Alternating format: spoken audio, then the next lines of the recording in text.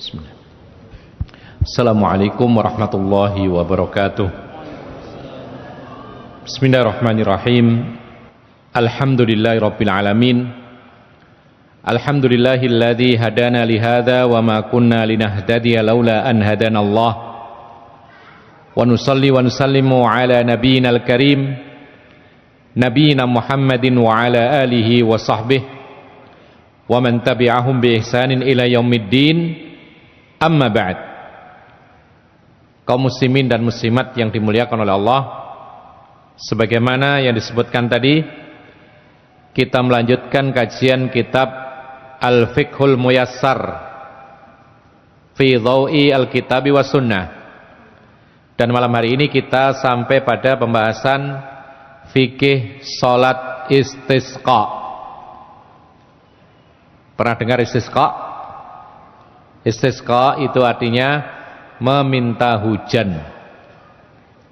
Maka ketika dikatakan fikih salat istisqa, berarti di situ akan membahas apa itu salat istisqa, apa hukumnya, bagaimana tata caranya, kemudian apa saja yang disunahkan ketika hendak melakukan salat istisqa. Yang pertama, ta'rifuha, definisi dari istisqa. Huwa talabus suqi minallahi ta'ala 'inda hajatil ibadi ilaih ala sifatin makhsusah. Yang namanya istisqa adalah meminta hujan dari Allah tatkala para hamba sangat membutuhkannya dengan cara yang ditentukan secara khusus. Wadzalika idza ajdabatil ardu wa qahatal mataru. Hal itu dilakukan ketika bumi kering dan terlambat turunnya hujan. Li'annahu la yasqi wala yunzilul ghaitha illallah wahdah. Karena tidak ada yang bisa menurunkan hujan kecuali Allah semata-mata. Ma'asyiral muslimin rahimakumullah, ini menanamkan akidah yang kokoh kepada kita bahwa hujan ini kuasa Allah. Tidak ada yang bisa menurunkan hujan kecuali Allah. Tidak ada yang bisa menahan hujan kecuali Allah. Timbul pertanyaan, terus bagaimana dengan pawang hujan? Adakah pawang hujan? Dijawab ada. Kita tanya sekarang, orang yang mengklaim dirinya bisa menahan hujan, mengalihkan hujan, pertanyaannya adalah, ini kemampuan biasa atau luar biasa? Apa ikhwan? Kemampuan biasa atau luar biasa? Luar biasa, karena tidak semua orang bisa. Kita nggak bisa. Kalau itu kemampuan luar biasa, maka kemungkinannya cuma dua.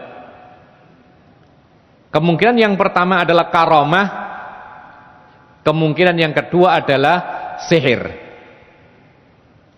Sekali lagi, kemampuan luar biasa yang dilakukan oleh seorang manusia, itu kemungkinannya cuma dua. Yang pertama karomah, yang kedua sihir, atau bisa disebut bantuan setan dan jin.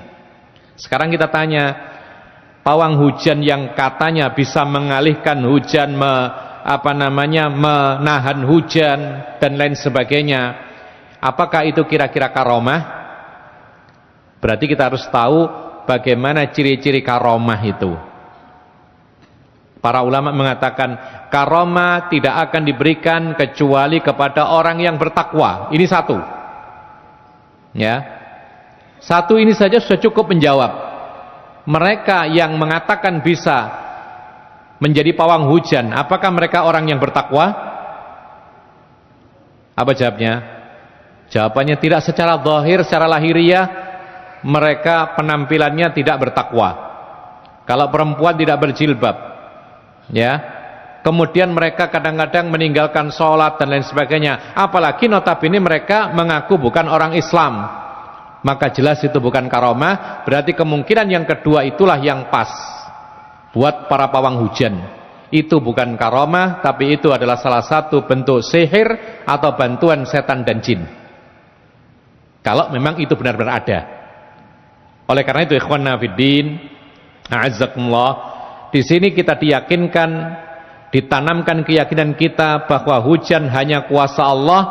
Yang bisa menurunkan dan menahan hujan adalah Allah Subhanahu wa taala. Tidak perlu kita tertarik dengan istilah-istilah yang disematkan kepada para pawang hujan. Berikutnya yang kedua, hukmuha. Apa hukum salat istisqa? Sebelumnya, para ulama mengatakan bahwasanya salat istisqa itu dilakukan oleh Nabi Muhammad SAW ketika betul-betul terlambat turunnya hujan, bumi menjadi kering. Sehingga apa? Sehingga hal itu akan membahayakan kehidupan manusia, baru diadakan sholat istisqa. Adapun ketika terlambat sedikit, ya bergeser sepekan, 2 pekan atau sebulan, dan tidak sampai memudaratkan kehidupan manusia, tidak membahayakan kehidupan manusia, tidak kesulitan air, binatang-binatang masih tetap yaitu hidup, tanaman masih juga hidup dan lain sebagainya, maka tidak perlu mengadakan sholat istisqa. Adapun hukumnya, beliau mengatakan hukmu sholatil istisqa annaha sunnatun muakkadah. Sholat istisqa itu hukumnya sunnah yang sangat ditekankan kalau memang terpenuhi syaratnya. Apa tadi? Hujan terlambat turun, bumi jadi kering, dan itu akan memudaratkan kehidupan manusia. Tapi kalau sekiranya tidak memudaratkan, hujan tidak terlambat, bumi tidak kering, maka tidak perlu melakukan sholat istisqa. Liqauli Abdullah bin Zaid, kharaja Rasulullah sallallahu alaihi wasallam yastasqi.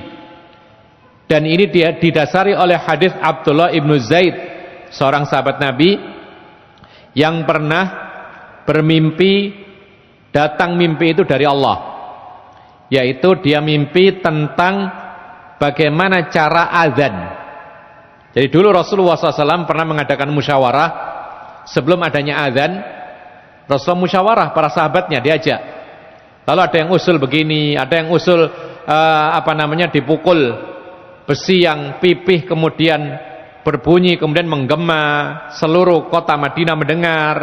Ada yang mengatakan ngibarkan bendera saja. Rasulullah nggak terima usulan ini karena nggak pas. Lalu ada yang usul ditiup trompet saja untuk mengumpulkan orang sholat. Rasulullah tidak menerima, bahkan Rasulullah berkomentar huwa min amalil yahud. Meniup trompet itu kebiasaan orang Yahudi, tidak boleh. Jadi kalau kita, anak-anak kita minta trompet, tidak usah dibelikan. Karena apa? Karena trompet itu kebiasaan orang Yahudi. Mereka ketika menyambut tahun baru itu loh, itu kebiasaan Yahudi. Orang Islam tidak perlu ikut-ikutan. Ya. Nah, kemudian Rasulullah ketika mengatakan meniup trompet itu termasuk kebiasaan orang Yahudi, lalu kemudian di malam harinya Abdullah ibnu Zaid mimpi ketemu orang, kemudian di dalam mimpi itu Abdullah bin Zaid diajari bagaimana kalimat-kalimat azan. Lalu dilaporkan kepada Rasulullah paginya, kemudian Rasulullah terima dan Rasulullah benarkan bahwa ini mimpi dari Allah. Lalu Rasulullah mengatakan kepada Abdullah bin Zaid, ajarkan kalimat azan dari mimpimu itu kepada Bilal agar supaya Bilal yang melantunkan azan, karena dia lebih bagus dan lebih keras suaranya. Ini kisah Abdullah ibnu Zaid. Beliau mengatakan, suatu ketika Rasulullah SAW keluar dari rumahnya, yaitu menuju tempat sholat tanah lapang, ya, menuju tanah lapang. Tanah lapang apa? Tanah lapang yang biasa dipakai sholat hari raya. Rasulullah SAW fatawajjaha ila al-qiblah. Rasulullah melakukan sholat istisqa. Bagaimana caranya? Rasulullah menghadap kiblat. Jadi datang ke tanah lapang, lalu menghadap kiblat, kemudian yad'u, lalu berdoa menghadap kiblat, wa hawwala ridaahu, lalu membalik mantelnya. Jadi beliau pakai mantel. Jadi sudah pakaian lengkap seperti ini, kemudian ada baju yang lebar yang diselimutkan. Itu mantel namanya. Kalau bahasa Arabnya rida. Ya, Rasulullah sebelum sholat istisqa itu sempat membalik mantelnya. Wa shalla rak'atain, dan juga Rasulullah sholat 2 rakaat jahara fihima bil qiraah. Beliau sholatnya itu dengan jahar. Maksudnya tidak suara lirih, suaranya keras seperti sholat berjamaah biasa. Kemudian adapun sababuha, sababnya adalah wasababuha al-qahtu wa huwa hibasul matar. Sebab disyariatkannya salat istisqa adalah ketika hujan tidak turun, terlambat turun.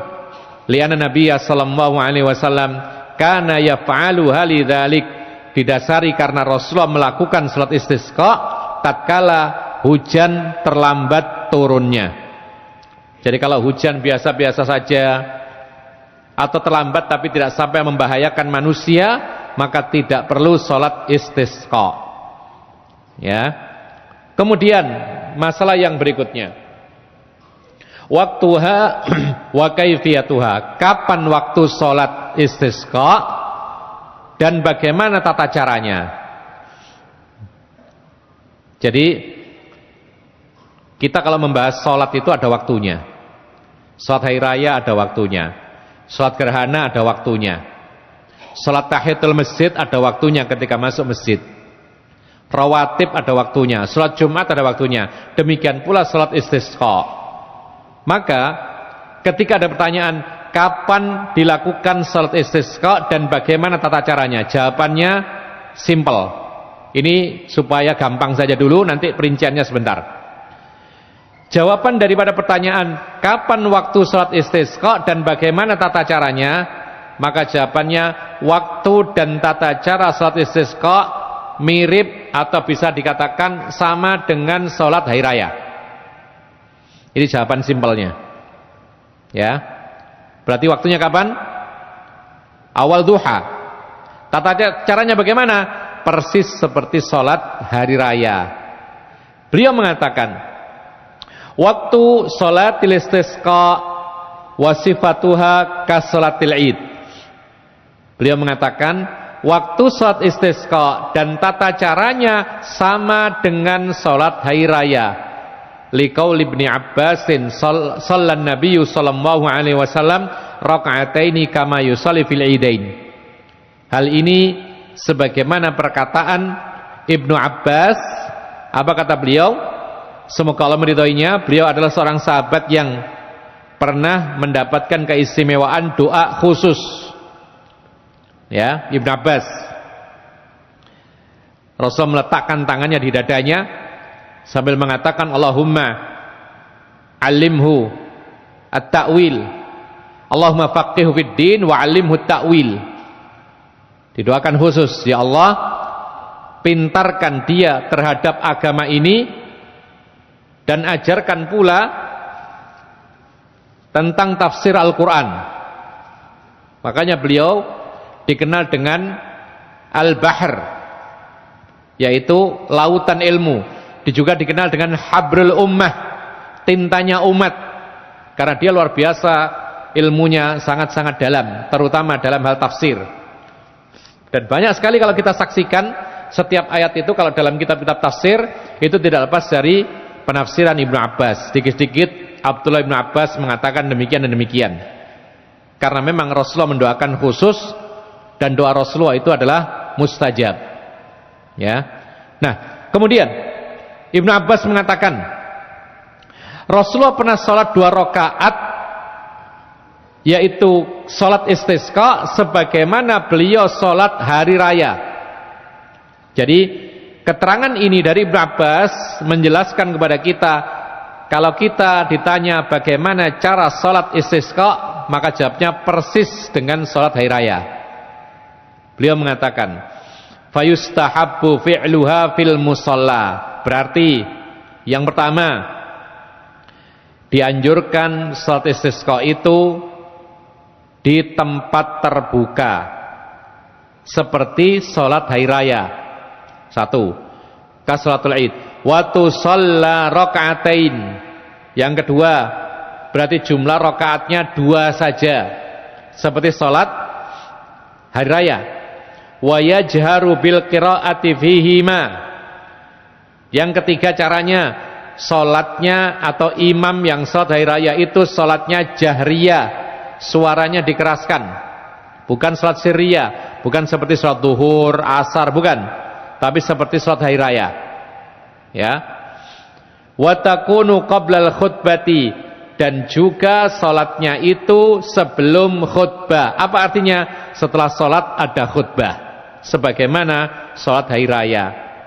Wa kadzalika fi adadit takbirati wa ma yuqra'u fiha.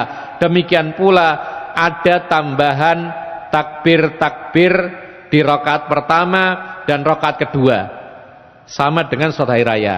Jadi takbir rakaat pertama 7, takbir rakaat kedua berapa? 5, 6 dengan takbir intiqalnya. Kemudian bacaannya pun sama juga dengan bacaan ketika sholat hari raya. Bisa sabbihis dengan al-ghasyiyah atau bisa yang lainnya. Kemudian ikhwan fillah azakumullah, kita simpulkan tata cara sholat istisqa secara global adalah mirip atau sama dengan sholat hari raya. Secara perincian, maka pertama sholat tersebut dilakukan di tempat terbuka, tanah lapang. Kemudian kalau kita rinci lagi, tidak perlu adzan dan tidak perlu iqamat, karena sholat hari raya tidak ada adzan dan tidak ada iqamat. Kemudian takbirnya seperti takbir sholat hari raya, ada tambahan takbir. Kemudian sholatnya jahr sebagaimana sholat hari raya. Kemudian yang dibaca sama dengan yang dibaca di dalam sholat hari raya. Lalu kemudian ada khutbah setelah sholat istisqa, sebagaimana ada khutbah setelah sholat hari raya. Pertanyaannya, berapa kali khutbahnya? Ya? Sholat hari raya berapa khutbahnya? Di sini berapa kali? 1 kali. Dan ini memang pendapat yang kuat. Hari raya itu khutbahnya sekali. Beda dengan sholat Jumat, khutbahnya 2 kali, dipisah dengan duduk sebentar. Kalau sholat hari raya khutbahnya sekali, berarti khutbah sholat istisqa juga 1 kali saja. Ma'asyiral muslimin rahimakumullah. Terus apa bedanya? Ada enggak yang membedakan antara sholat istisqa dengan sholat hari raya? Jawabannya, kalau tata caranya tidak ada beda. Yang membedakan hanya 1. Yang membedakan atau yang berbeda antara sholat hari raya dengan sholat istisqa hanya 1 hal. Apa itu? Penampilan. Ketika sedang sholat hari raya, penampilannya berhias, ya, berhias. Laki-laki pakai parfum, pakai baju yang paling bagus yang ia miliki, kan gitu kemarin.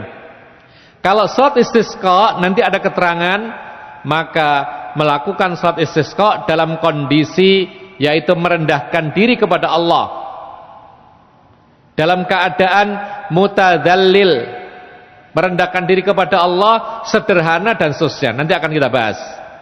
Jadi itu bedanya. Kenapa demikian? Beda momen. Kalau hari raya bersenang-senang, yaumul id, yaumul farah, hari raya itu hari bahagia, maka wajar ditampakkan kebahagiaan, menampakkan keindahan dan lain sebagainya. Tapi kalau sholat istisqa itu dalam kondisi butuh, dalam kondisi berharap kepada Allah, dalam kondisi susah, maka saat itu tidak pas kalau meminta kepada Allah dengan permintaan yang sangat kuat, lalu kondisinya adalah menampakkan perhiasan dan lain sebagainya. Beliau mengatakan, wa yajuzul istisqa ala ayyi sifatin kanat. Boleh-boleh saja minta hujan itu dengan cara apapun. Jadi nggak harus pakai sholat. Jadi nggak harus dengan sholat. Ya, mungkin selama ini kita ketahui istisqa itu harus sholat. Minta hujan itu harus sholat. Tidak. Bahkan beliau mengatakan meminta hujan itu dilakukan dengan cara apapun boleh. Kalau kita simpulkan nanti akan ada 4 cara meminta hujan itu. Beliau mengatakan, yaitu fayad'ul insan wa yastasqi fi salatihi idza sajada. Pertama, ya, cara minta hujan itu adalah berdoa minta hujan dalam salatnya, yaitu ketika sujud. Berarti ini dilakukan masing-masing, sendiri-sendiri. Ini cara pertama. Ya. Jadi minta hujan tidak harus dengan salat, tapi di dalam salat sempatkan minta hujan. Kapan itu? Terutama ketika sujud. Ya. Rasulullah mengatakan, wa ammas sujudu fa'aktiru fihi du'a. Adapun ketika engkau sujud, maka perbanyaklah doa. Bahkan Rasulullah pernah mengatakan, sedekat-dekat hamba kepada Allah itu adalah ketika hamba sedang sujud. Maka jangan sia-siakan doa ketika sujud, baik berjamaah maupun sholat sendirian. Ketika berjamaah, kebetulan sujudnya agak lama, perbanyak doa. Doa apa saja, minta kebaikan dunia atau akhirat, silakan. Ya, tapi kalau bisa jangan hanya dunia saja. Karena percuma kita bahagia di dunia, sengsara di akhirat. Makanya contoh dari Allah Subhanahu wa taala, orang-orang yang beriman itu doanya Rabbana atina fid dunya hasanah wa fil akhirati hasanah. Jadi tidak hanya dunia saja. Ya. Kemudian ini yang pertama. Yang kedua, wa yastasqil imamu 'alal mimbari fi salatil jum'ah. Cara yang kedua minta hujan adalah imam khatib Jumat ketika dia berpidato menyempatkan diri berdoa minta hujan. Ini ada kisahnya, hadisnya muttafaqun alaih. Ketika Rasul sedang khutbah, tiba-tiba datang seseorang berbicara kepada Nabi, dan Nabi sedang berkhutbah, dan Rasul menghentikan khutbahnya sejenak. Orang itu berdiri di hadapan Rasul yang khutbah, dia mengatakan, wahai Rasulullah, halakatil amwalu wa qata'atis subul. Wahai Rasulullah, habis harta ini, jalan pun terputus, tidak bisa kita perjalanan. Kenapa demikian? Harta habis karena gak ada hujan, gak ada panen, ternak mati. Ini mudarat. Kalau semua sudah demikian, maka harta akan habis, semua bahan mahal, harta habis. Kalau harta habis, tidak bisa melakukan perjalanan, baik perjalanan dagang atau yang lainnya. Maka dia mengatakan, fad'ullaha lana yughithuna. Maka tolong doakan kepada Allah, berdoalah kepada Allah agar Allah menurunkan hujan kepada kami. Maka Rasulullah mengangkat tangannya tinggi-tinggi, disebutkan dalam hadis itu sampai punggung tangan itu mengarah ke langit, saking tingginya begini. Kalau doa biasa kan begini orang, tapi ini saking tingginya sampai begini. Lalu kemudian Rasulullah mengatakan, Allahumma aghithna, diulang-ulang, Allahumma aghithna, Allahumma aghithna. Ya Allah, turunkan hujan kepada kami, turunkan hujan kepada kami, turunkan hujan kepada kami. Selesai khutbah dan doa tadi, Rasulullah salat Jumat, ketika keluar dari masjid, para sahabat Nabi kehujanan, turun hujan tiba-tiba. Bahkan dengan sebab doanya Nabi ini, hujan tidak berhenti sampai sepekan. Ini ajaib ini. Dan kita jarang-jarang mengalami kondisi hujan sampai sepekan. Atau mungkin tidak pernah ya. Pernah enggak di tempat kita? Tidak pernah kita ini. Zaman Rasul pernah sepekan penuh hujan tidak berhenti. Sampai ketemu Jumat berikutnya, Rasulullah khutbah Jumat, datang lagi orang ini ngelapor, wahai Rasulullah, habis harta, hancur, ternak mati, kebanjiran, kemudian tanaman mati, kena air, kebanyakan air. Maka orang ini mengatakan, ya Rasulullah, doakan kepada Allah agar menahan hujan dari kami. Lihat bagaimana Rasul menjawab. Rasulullah mengangkat tangannya, lalu Rasulullah tidak meminta selesai hujannya, tapi Rasulullah mengatakan, Allahumma hawalaina wala alaina. Ya Allah, kasih hujan tempat yang sekitar kami yang belum dapat, jangan hanya untuk kami. Di tempat-tempat penyimpanan air kasih hujan. Putunul audia, lembah-lembah yang kering kasih hujan. Seketika itu berhenti. dari kota Madinah, kemudian para sahabat Nabi selesai sholat Jumat turun dalam keadaan matahari cerah. Para ulama mengatakan ini salah satu bentuk istisqa, meminta hujan. Dengan cara apa? Sang khatib berdoa dalam khutbahnya untuk meminta hujan. Ini yang kedua. Lalu yang berikutnya beliau mengatakan faqad istasqan nabiyyu sallallahu alaihi wasallam alal mimbari yaumal jumu'ah. Rasulullah pernah istisqa, minta hujan di atas mimbar pada hari Jumat ini tadi.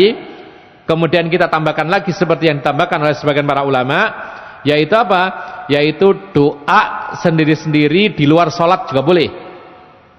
Jadi kalau misalkan tidak ada kesempatan sholat istisqa, kita bisa istisqa sendiri-sendiri di rumah atau di masjid. Setelah sholat kita doa kepada Allah minta hujan, boleh.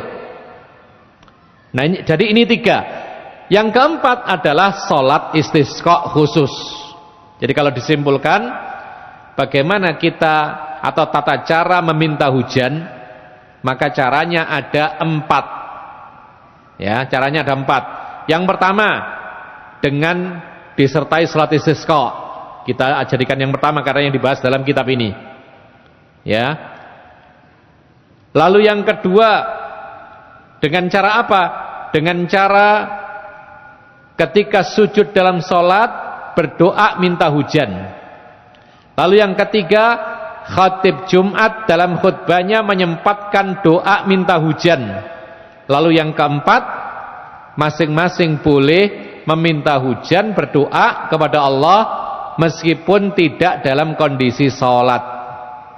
4 hal ini adalah semuanya dianjurkan ketika hujan terlambat turunnya. Kemudian ikhwan nafiddin azakumullah, masalah yang berikutnya al-khuruju ilaiha. Bagaimana kita keluar rumah menuju tempat salat istisqa. Tadi kita katakan tempat salat istisqa adalah tempat salat hari raya. Idza arada al-imamul khuruj laha wa'adha an-nasa wa amarahum bit-taubah wal khuruja minal madzalim wa tarkit tabaghudi wat tasyahuni li'annahu sababun fi man'il khairi minallahi subhanahu wa li'annal ma'asi sababul qahti wat taqwa sababul barakati. Apabila sang imam hendak keluar menuju tempat salat hari raya, hendaknya dia memberikan mau'idhah kepada masyarakatnya. Jadi para ulama mengatakan ini cara bagaimana mengumpulkan masyarakat untuk salat istisqa. Ya diumumkan. Ya, kan tidak bisa kalau nggak diumumkan. Misalnya habis salat Jumat diumumkan, besok pagi kita akan laksanakan salat istisqa di lapangan anu dini gini dan semisalnya. Jam sekian, jam sekian. Tapi di situ disertakan apa? Memberikan nasihat kepada manusia, memerintahkan mereka agar taubat, memerintahkan manusia agar berhenti dari kezaliman-kezaliman, ya. Jadi kalau ada zalim-zalim itu dihapus, berhenti, taubat, minta maaf kalau pernah bersalah, kembalikan hak orang. Ya, dianjurkan. Jadi sebelum kita sholat istisqa besok, mari kita bertaubat dari semua dosa. Berhenti dari perbuatan zalim, berhenti dari menyakiti tetangga, berhenti dari mencaci maki, berhenti dari mengumpat, berhenti dari mengambil harta orang lain, berhenti dari pura-pura lupa hutang, semua. Kemudian watar kita baghudi wat tasyahun. Sudah hapus semua permusuhan, pertikaian antara orang Islam yang satu dengan yang lain. Kenapa? Karena itu adalah sebab terhalangi kebaikan dari Allah Subhanahu wa taala. Jadi Allah tidak akan menurunkan kebaikan kalau manusia masih bertikai, kalau manusia masih berbuat dosa. Bagaimana dia dapat doanya dikabulkan ketika dia tidak mentaati Allah Subhanahu wa taala? Dan karena kemaksiatan itu adalah sebab paceklik. Berbeda dengan ketakwaan, maka takwa itu taat, menjalankan perintah dan menjauhi larangan. Itu sebab turunnya berkah. Apa berkah itu? Berkah itu kebaikan dari Allah yang melimpah. Ya. Kadang-kadang kita ini punya harta tapi nggak berkah. Tapi kadang-kadang ada orang punya harta diberkahi oleh Allah Subhanahu wa taala. Ada orang punya kendaraan, kendaraannya lama, tua. Tapi kendaraannya ini berkah. Dipakai kemana-mana, nyaman, bermanfaat, dipakai silaturahmi. Dalam sehari bisa mengunjungi saudara kerabatnya mungkin 5 atau 6 keluarga. Setelah itu pulang masih bisa dipakai untuk apa-apa yang bermanfaat. Dipakai menjenguk orang sakit. Kendaraan yang tua itu. Kadang-kadang begitu. Sementara ada orang yang tidak punya kendaraan, tapi dia bisa melakukan seperti itu. Apa artinya? Waktunya diberkahi, kakinya diberkahi dengan jalan kaki. Ada seperti itu. Ada pula orang yang punya kendaraan bagus diberkahi juga. Tapi ada orang sebaliknya, punya kendaraan tapi tidak diberkahi. Bagaimana kendaraan yang tidak diberkahi itu? Kendaraan yang tidak mengantarkan dia kepada ketaatan. Kendaraannya hanya dipakai untuk dosa dan kemaksiatan. Kendaraannya tidak pernah mengantarkan pemiliknya ke masjid. Kendaraannya tidak pernah mengantarkan pemiliknya bersilaturahmi, tapi hanya untuk pergi ke mall misalnya, hanya untuk pergi ke tempat kemaksiatan, hanya untuk nonton konser dan lain sebagainya. Tidak berkah, bahkan kadang-kadang sama sekali tidak bermanfaat. Harta itu kadang-kadang tidak bermanfaat. Bahkan kadang-kadang orang itu punya banyak kendaraan, justru dia melayani kendaraannya. Mestinya kita ini kalau punya kendaraan itu melayani kita mestinya. Karena Allah menciptakan apa saja di dunia ini untuk kita. Jadi mestinya harta benda yang kita miliki melayani kita, mengantarkan kita ada keperluan bisa dipakai. Sekarang enggak. Kadang-kadang orang itu karena kaya raya, dia menjadi yaitu apa? Pelayan kendaraan-kendaraan yang dia koleksi. Ada orang itu koleksi mobil sampai puluhan. Yang dipakai satu saja. Yang lainnya hanya ditaruh, dibuat tempat khusus, dikasih lampu, tiap hari bersihkan, tiap harinya jam 7 sampai jam 9 kerjaannya manasi saja. Semua dipanasi. Dipanasi, ditunggu 10 menit, dimatikan lagi, sudah dia kerja lagi. Kemudian dilap terus, tidak berguna. Bahkan dia membiayai untuk perawatan dan lain sebagainya. Ini namanya kurang berkah hartanya. Nah, ma'asyiral muslimin rahimakumullah, adapun ketakwaan, kalau kita taat kepada Allah, maka itu adalah sebab daripada turunnya keberkahan dari Allah. Allah berfirman, walau anna ahlal qura amanu wattaqau lafatahna alaihim barakatin minas sama'i wal ard walakin kadzdzabu fa akhadnahum bima kanu yaksibun. Kata Allah Subhanahu wa taala,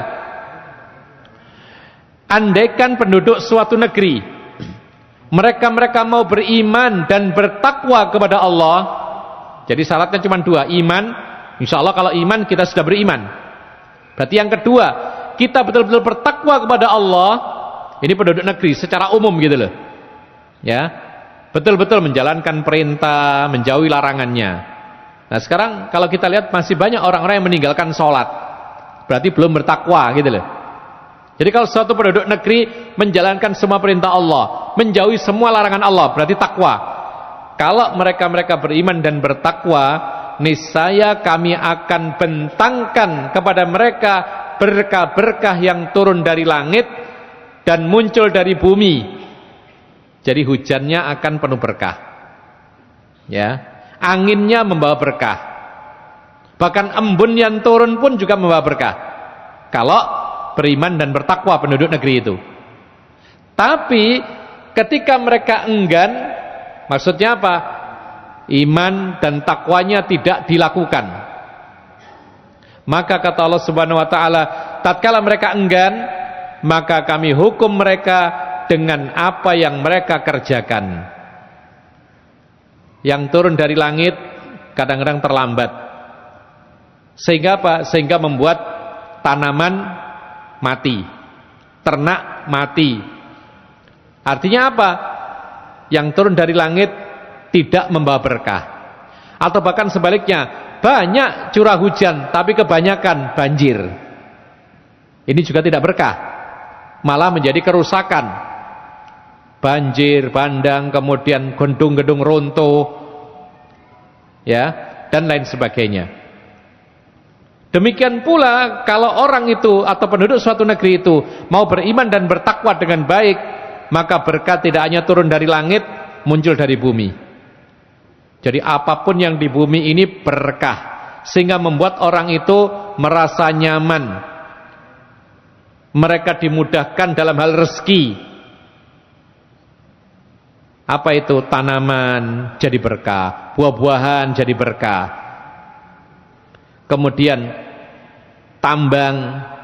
Makanya ada sebuah perkataan di kalangan para ulama, sebagai contoh saja, ketika suatu negeri umumnya yang terlihat adalah ketakwaan, umumnya ya, kalau secara zahir negeri ini ketaatan yang kelihatan. Ketika sholat berjamaah, Masya Allah mereka keluar semua ke masjid, atau terutama laki-lakinya, kemudian tidak tampak aurat-aurat yang sengaja ditampakkan, tidak ada kemaksiatan-kemaksiatan yang kelihatan jelas, tersembunyi kemaksiatannya. Yang kelihatan taat, waktu sholat datang mereka berbondong-bondong ke masjid, ya. Waktu kerja ya kerja. Lihat bagaimana kondisi mereka. Maka mereka ini, kalau kita lihat curah hujannya sedikit, di negara-negara Arab contohnya ya, contohnya di negara Arab atau di sebagian negara Arab itu curah hujan sangat sedikit. Bahkan kalau kita hitung dengan jari dalam setahun itu, turun hujan itu bisa dihitung jari dalam setahun, paling-paling 10 kali, 11 kali begitu saja ya. Di tempat kita musim hujan berbulan-bulan, tapi subhanallah curah hujan yang sedikit itu ada keberkahan. Di sana tidak kurang-kurang yang namanya sayur mayur, buah-buahan ada semua, berkah. Gandum, kurma, dan lain sebagainya. Tapi kadang-kadang ketika di suatu negeri yang kelihatan kemaksiatannya secara zahir nampak, bahkan didukung kemaksiatan itu oleh warganya, lihat bagaimana hujan itu. Apakah dia membawa berkah? Tidak. Hujan akhirnya banjir, hujan merusak dan lain sebagainya. Ini namanya tidak berkah. Demikian pula bumi. Kalau kita lihat di negara Arab sana misalnya, sebagian negerinya ya, kita nggak perlu sebutkan negeri mana, sebagian negeri di Arab itu tanahnya tandus, ya, pasir. Kalau nggak pasir, gunung batu. Apa-apa di sana nggak tumbuh. Di negeri kita ini nancapkan kayu saja tumbuh. Ya, kayu yang sudah kering itu ditancapkan bisa tumbuh. Bahkan ada sebagian jenis pohon itu nanamnya harus pangkalnya ditancapkan, dikasih air dikit tumbuh, bertunas gitu. Tapi di sebagian negara Arab sana, ketika yang kelihatan zahirnya adalah ketakwaan, ya, meskipun tanahnya tidak subur, tandus, pasir, batu dan lain sebagainya, apakah mereka kekurangan sayur-sayuran? Apakah mereka kekurangan buah-buahan? Apakah mereka kekurangan bahan makanan pokok? Jawabannya tidak. Meskipun tanah seperti itu diberikan keberkahan, bahkan Allah munculkan di sana tambang ini, tambang itu dan lain sebagainya. Ada keberkahan di sana. Oleh karena itu ini hubungannya ikhwana fiddin azakumullah.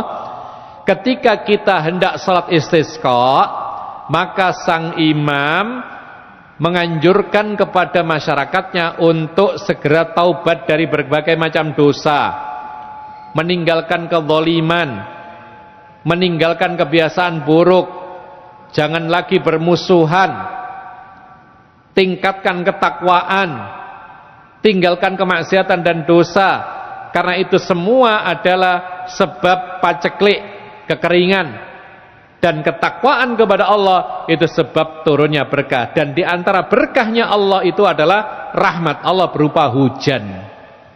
Jadi ketika minta hujan, maka kita sudah siap dengan taubat dan meninggalkan kemaksiatan, dengan ketaatan kita. Karena ketakwaan yang kita lakukan itu menjadikan sebab doa kita diterima. Oleh karena itu Rasulullah menceritakan salah satu penghalang doa sehingga tidak dikabulkan oleh Allah Subhanahu wa taala, perbuatan dosa. Seperti makan hal-hal yang haram, minum minuman yang haram, memakai pakaian dari hasil pekerjaan yang haram. Fa anna yustajabu lahu. Bagaimana mungkin dia akan dikabulkan doanya, kata Rasulullah sallallahu alaihi wasallam. Berikutnya, wa yatanadzafu laha wa la yatatayyab wa la yalbasu zinah li'annahu yaumastikanatin wa khusyu'in. Ketika salat istisqa berusaha untuk membersihkan diri sebagaimana bersuci, jadi nggak harus mandi. Kalau hari raya, salat hari raya dianjurkan untuk mandi, tapi kalau salat istisqa tidak harus. Yang penting suci, yang penting dia berwudu, punya wudu, tidak berhadat, kemudian tidak perlu memakai parfum. Nah ini bedanya tadi. Jadi kalau salat istisqa tidak perlu pakai parfum. Kalau salat hari raya pakai parfum. Wala yalbasul zina, dan juga tidak perlu memakai pakaian bagus. Artinya tidak perlu seperti hari raya mengenakan pakaian terindahnya. Ya. Karena apa? Karena ini adalah waktu ketenangan, kekhusyuan. Wa yakhruju mutawadhi'an mutakhasyi'an mutadzallilan mutadharri'an, keluar rumah menuju tempat salat istisqa dalam keadaan tenang, kemudian khusyuk, tawadhu, merendahkan diri, kemudian berusaha sangat khusyuk, ya, berusaha penampilan sederhana, mutadzallil, kemudian mutadharri'. Mutadharri' itu adalah yaitu merendahkan diri kepada Allah Subhanahu wa taala. Sebagaimana kata Ibnu Abbas, kharajan Nabiyyu sallallahu alaihi wasallam lil istisqa'i mutadzallilan mutawadhi'an mutakhasyian mutadharri'an. Seperti yang dikatakan Ibnu Abbas, Rasulullah ketika menuju salat istisqa, maka beliau keluar dari rumahnya menuju tempat salat itu dalam keadaan merendahkan dirinya, berusaha menampakkan kekhusyuannya, dan juga berpenampilan sangat-sangat sederhana. Kemudian al-khutbatu fiha, tentang khutbah salat istisqa. Yusannu an yaktubal imamu fi salatil istisqa bi khutbatin wahidatin ba'da salati. Dianjurkan bagi sang imam setelah salat istisqa itu khutbah satu kali, takunu jami'atan wa syamilatan, dan khutbahnya sebisa mungkin padat dan singkat. Ya'muru fiha bitaubah, menyeru untuk taubat, wa kasratis sadaqah, mengajak banyak-banyak sedekah, warruju'i ilallah, dan taubat kepada Allah, wa tarkil ma'asi, dan segera meninggalkan dosa dan kemaksiatan. Karena ini semua penyebab doa dikabulkan oleh Allah Subhanahu wa taala. Wa yambaghi an yuktsira fil khutbati minal istighfari wa qiraatil ayati allati ta'muru bihi wa yukthiru minad du'ai bi talabil ghaithi minallahi ta'ala. Dan sepatutnya untuk memperbanyak istighfar, karena para ulama mengatakan istighfar itu diantara sebab turunnya hujan. Faqultu astaghfiru rabbakum innahu kana ghaffara yursilis samaa'a 'alaikum midrara. Ya, dalam firman Allah, lalu aku katakan, beristighfarlah kepada Allah, Tuhanmu Allah. Innahu kana ghaffara, sungguhnya Allah itu Maha memberikan ampunan. Niscaya kata Allah Subhanahu wa taala, yursilis samaa'a 'alaikum midrara. Allah akan menurunkan dari langit hujan yang berkesinambungan terus menerus kalau banyak-banyak istighfar. Jadi salah satu manfaat istighfar itu adalah Allah akan menurunkan hujan. Jadi banyak-banyak istighfar. Kemudian juga dibacakan ayat-ayat yang menyeru kepada istighfar dan memperbanyak doa untuk minta hujan dari Allah, sebagaimana Nabi pernah mengatakan Allahumma aghithna. Jadi ketika berdoa minta hujan, Rasulullah mengatakan Allahumma aghithna, ya Allah turunkan hujan kepada kami. Demikian pula Rasulullah mengatakan Allahumma isqina ghaithan mughithan mari'an mari'an ajilan ghaira ajilin nafi'an ghaira dharin. Ya, ini bagi sang imam dianjurkan mengucapkan seperti ini karena dia bisa berbahasa Arab. Kalau nggak bisa dan tidak ada yang bisa berbahasa Arab, ya boleh dengan bahasa Indonesia karena ini di luar sholat. Ya, artinya ya Allah turunkan hujan kepada kami sehingga menolong kami, yang mana hujan itu tidak memudaratkan kami, yang menyuburkan tanah kami segera dan tidak tertunda, bermanfaat, tidak bermudarat. Ini doanya Rasulullah ketika minta hujan.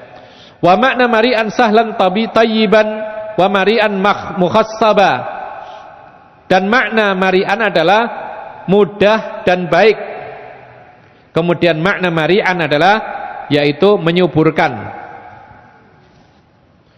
Wa qauluhu Allahumma antallahu la ilaha illallah la ilaha illa anta antal ghani wa nahnul fuqara anzil alainal ghaitha waj'al ma anzalta lana quwwatan wa balagan ilahin.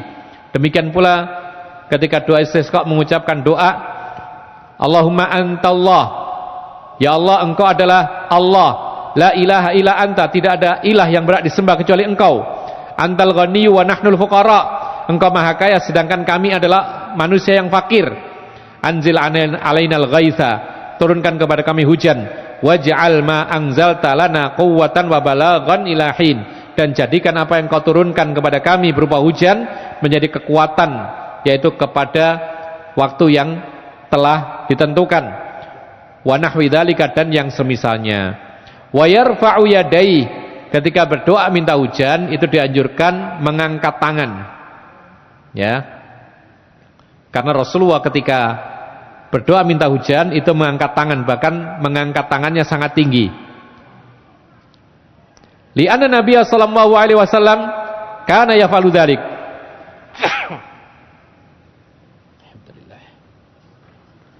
Karena Rasulullah mengangkat tangannya ketika minta hujan, hatta kana yura bayadu ibtihi, sampai terlihat warna putih ketiaknya. Jadi sampai tersingkap lengan bajunya yang lebar itu tersingkap, kelihatan ketiaknya putih. Ya. Saking apanya? Saking tingginya ketika mengangkat tangan. Kalau begini saja kan tidak sampai kelihatan. Dan para ulama mengatakan ini keistimewaan doa minta hujan, itu ciri khasnya adalah tangan diangkat sangat tinggi. Sangat, bahkan dalam sebuah riwayat punggung tangan ini sampai mengarah ke langit begini. Jadi bukan begini saja, tapi begini. Ini minta hujan. Sehingga disebutkan sampai kelihatan putih ketiaknya. Ada beberapa faedah yang kita bisa ambil dari perkataan, yaitu sampai kelihatan warna putih ketiaknya. Yang pertama bahwasanya ketika Rasul berdoa minta hujan itu sungguh-sungguh, serius, dan mengangkat tangannya pun sangat tinggi sampai lengan bajunya itu turun ke bawah karena lebar sehingga kelihatan putih ketiaknya. Yang kedua, ini menunjukkan bahwa Rasul tidak hanya, orang bilang tidak hanya omon-omon, ya, kan Rasul menganjurkan untuk apa? Melaksanakan sunnah fitrah. Apa di antara sunnah fitrah itu? Mencabut bulu ketiak. Dan ternyata Rasul pelakunya juga, yang melakukan. Dia ngomong, dia memerintahkan, dan dia pelakunya, melakukan yang pertama kali. Ya. Jadi sebisa mungkin orang Islam itu melaksanakan sunnah Rasul ini, yaitu mencabuti bulu ketiaknya. Bahkan ada sebuah hadis Rasulullah mengatakan tidak halal kalau sampai lebih dari 40 hari. Tidak boleh dibiarkan. Bayangkan kalau nggak dicabut, dibiarkan panjang gitu, nah, akhirnya menyerupai apa? Menyerupai hewan Tidak layak bagi seorang mukmin muslim. Masa dia ngaji ngerti tentang sunnah fitrah tapi kemudian bulu ketiaknya dibiarkan panjang? Tidak bagus. Jadi dibersihkan dengan cara apa? Dicabut. Dan ada sunnah fitrah itu dibagi-bagi sendiri. Ada caranya sendiri. Kalau kumis dipendekkan, kalau jenggot dipelihara, kan gitu. Kalau bulu ketiak diapain? Dicabut, bukan dicukur. Ada sendiri caranya, dicabut. Kemudian mohon maaf disebutkan wal'anatu, ya. Sedangkan mohon maaf disebutkan dalam hadis, yaitu apa? Istihdad, dicukur bulu kemaluan. Ini termasuk sunnah Rasul. Jadi jangan dibalik-balik. Jenggot dicukur, kumis dipanjangkan, bulu ketiak dipanjangkan. Kan repot. Bulu kemaluan dicabut, kan parah ini. Ya, tidak begitu. Jadi ada aturan sendiri dan itu sunnah-sunnah fitrah yang berpahala kalau kita ikuti petunjuk Rasulullah sallallahu alaihi wasallam. Ma'asyiral muslimin rahimakumullah, dan ini menunjukkan bahwasanya Rasulullah itu orangnya bersih. Bahkan Ali bin Abi Thalib ya, ketika memandikan jenazah Rasulullah, beliau melihat Rasulullah itu dibuka bajunya. Tentu saja ditutupi kemaluannya ya. Dibuka bajunya, kemudian dia mengatakan, "Tibta ya Rasulullah hayyan wa mayyitan." Engkau ini wahai Rasulullah tetap bagus badanmu, baik ketika hidup sampai mati. Di antaranya apa? Para ulama mengatakan beliau merawat tubuhnya. Bulu ketiaknya tidak dibiarkan, termasuk kuku. Coba sekarang masing-masing kita lihat kuku kita.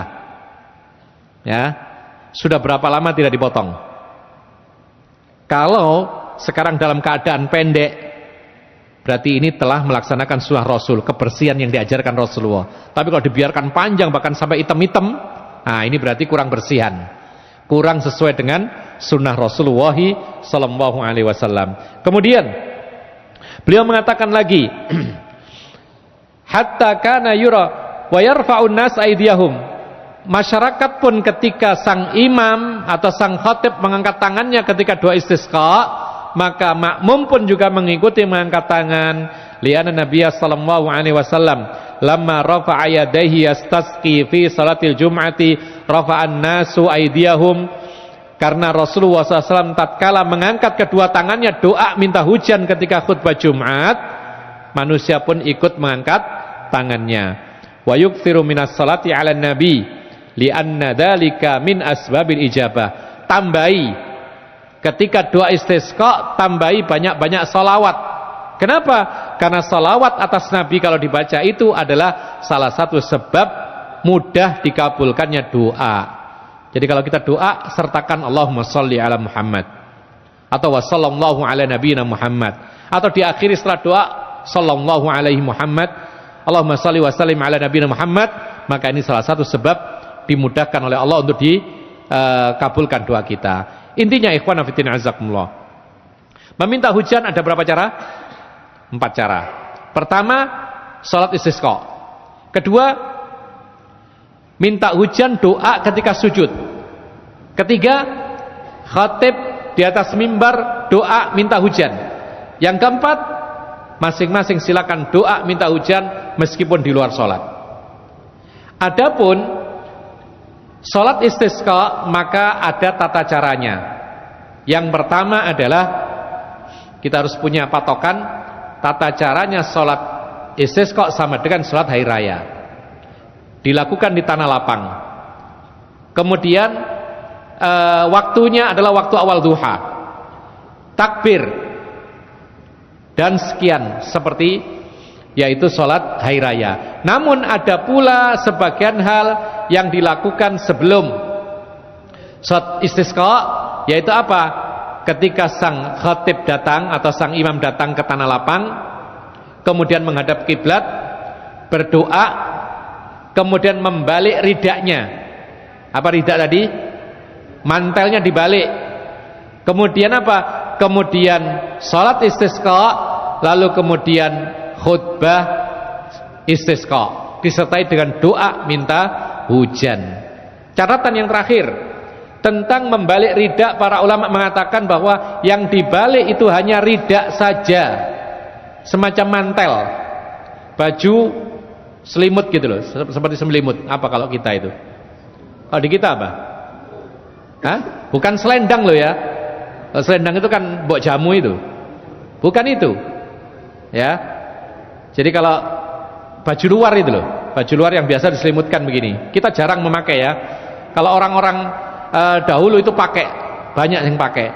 Di antara fungsinya adalah bisa untuk selimut, bisa juga untuk jaket. Kalau kita mungkin jaket gitu. Tapi di sini para ulama menegaskan yang dibalik itu sebelum sholat istisqa itu adalah hanya ridak, semacam mantel yang membuka dan melepasnya itu mudah, baju luar.